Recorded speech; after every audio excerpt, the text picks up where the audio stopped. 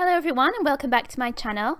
I made this cape t-shirt for my niece for her 4th birthday, and I thought I would film what I did so I could show you how I made it.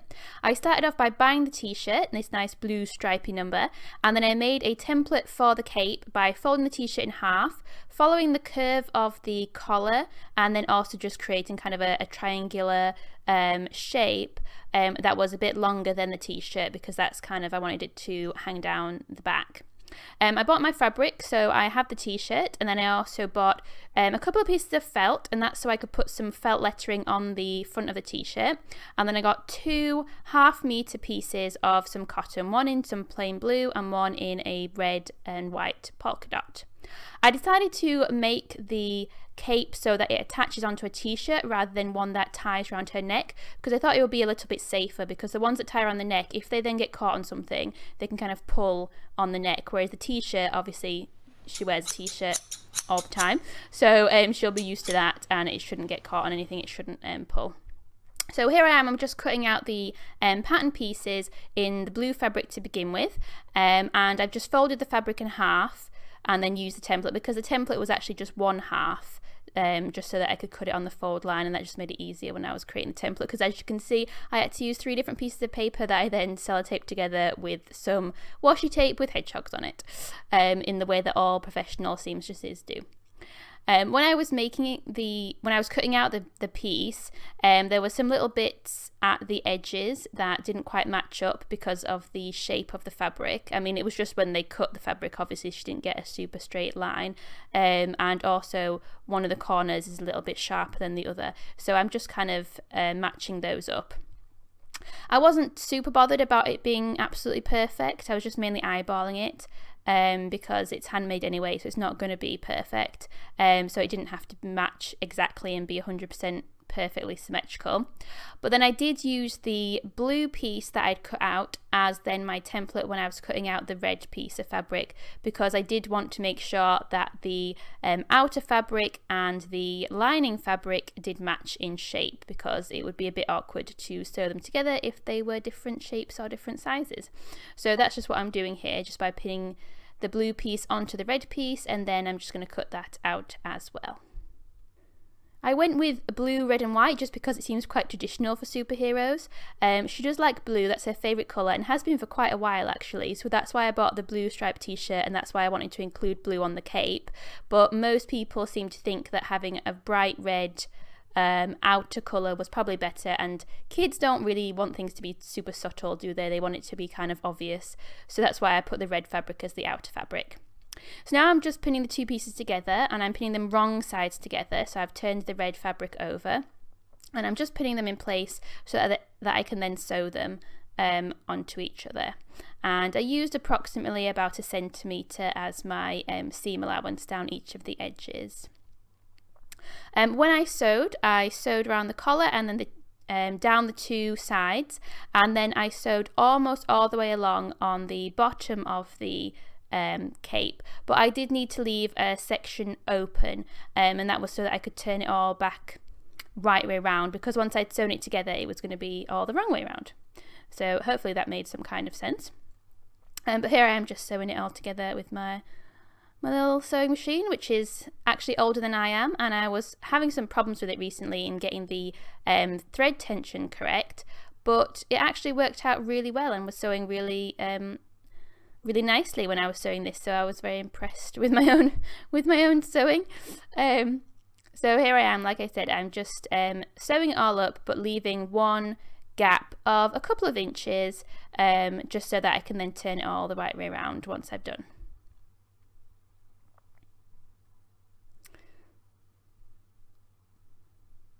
And I decided to just trim the thread, and then also just make some little cuts around the collar. So I just mitered the corners, I think that's the right word, and then just made some little cuts just so that it would be easier to turn inside out, and it would lie flatter once I did so. And I just trimmed some of the excess fabric off as well for the same reason, just so that when I turned it inside out again, it would all kind of lie flatter and there wouldn't be loads of big lumps of fabric. I'm not sure if it made that much difference, to be honest with you, but I just thought I would, just trying to keep it as nice as possible. And when I film, I use bits of washi tape so that I can see where the camera can see, and they kept peeling off the desk. So there's little bits of washi tape floating around throughout this video, annoyingly. So I'm just turning it the right round, and I'm just making sure that the corners are as sharp as I can get them when I do so. And then I needed to iron the fabric, obviously, so it wasn't going to lie perfectly flat to begin with, but I got it as close as I could, and then I just needed to sew up the hole just with by hand. I could have done it in the sewing machine, but then the stitching would have been visible, and I did contemplate doing that, but I decided to just keep it invisible and just do it by hand. So that's what I did there.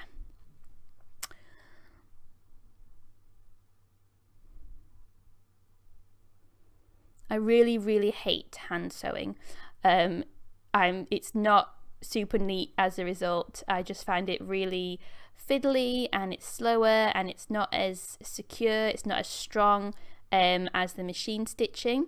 I just don't have the patience for it. I think that's the problem, I just get bored of it really quickly, and it just seems like a lot more work, and you don't get that immediate satisfaction of it all just being sewn together really nice and quickly when you're running it through the machine. You can obviously do a lot more, a lot faster than when you're having to do it by hand.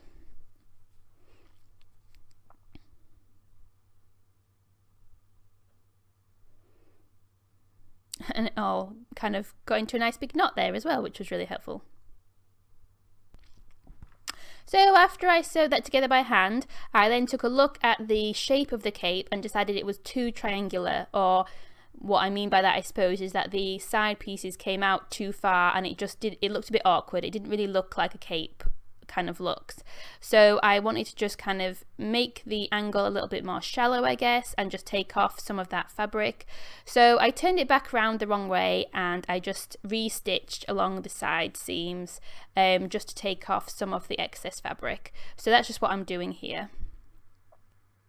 I guess it's entirely up to you what kind of shape you want the cape to be. I don't really think it matters that much, but when I was just looking at it on the t-shirt, and I think also because I made it a bit shorter than I wanted to, just because of the size and the shape of the fabric pieces that I had, I couldn't get it as long as I wanted initially. I think that then made it look a bit too wide. So it was just kind of the ratio of the height to the width as well. And it just looked a bit awkward, and it just looked, like I said, a bit too triangular. So I think generally they hang a bit longer and a bit straighter until you get down to the bottom.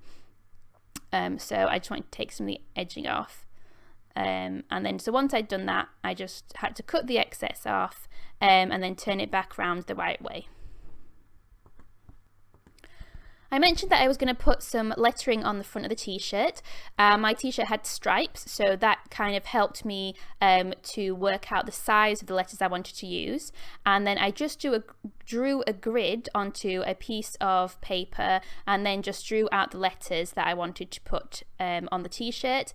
And again, I was just kind of eyeballing it, and it didn't have to be super neat or perfect, but this just helps so that I could cut out the template from the paper before cutting out onto the actual fabric. So it doesn't matter if you can see the kind of construction lines on the piece of paper, because obviously when I cut it out in the fabric, you wouldn't actually see that.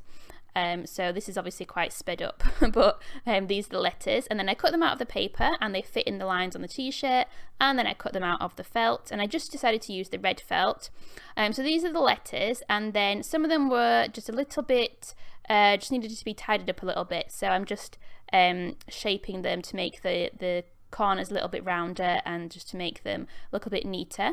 And I am using my new scissors that I really like, that I got from John Lewis fairly recently, and they're really good, but they're really massive, and I probably could do with some smaller scissors for more precision work. They were a little bit awkward to use, and after a while they kind of started to hurt my hand. But this is the lettering that I'm going to put on the t-shirt. And then I just pinned the letters in place before I actually stuck them down, and I started with the middle letter for each word, and I put that at the center front of the t-shirt, and then I did each letter either side of that just to make sure that they were kind of evenly spaced out, and everything was kind of in line with each other.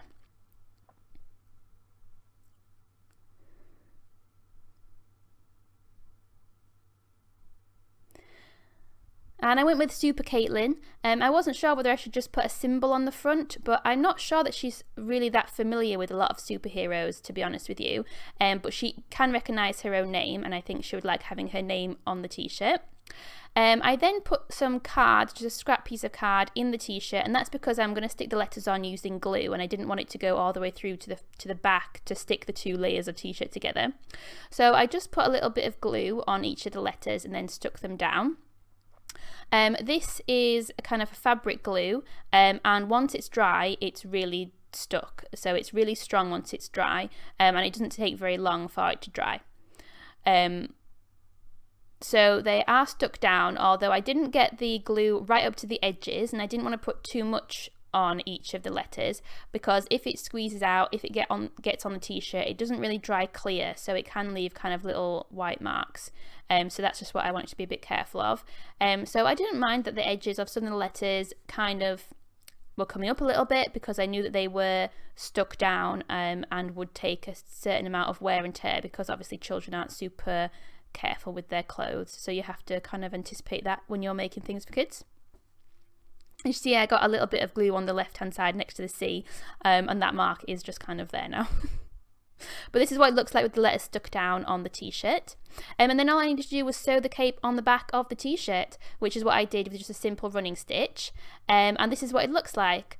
So I did make this back in February, which is why the garden still looks a little bit dead. So that's what's going on there. But it was nice and windy, so you can kind of see the cape kind of moving around in the background. And this is what it looks like. So I'm pretty pleased with this, and hopefully she will like it as well. If you like the video, please give me a like. If you want to see more videos like that, please leave a comment and please subscribe to the video. If you have any other ideas or any tips and tricks for other projects like this, please leave them in the comments below.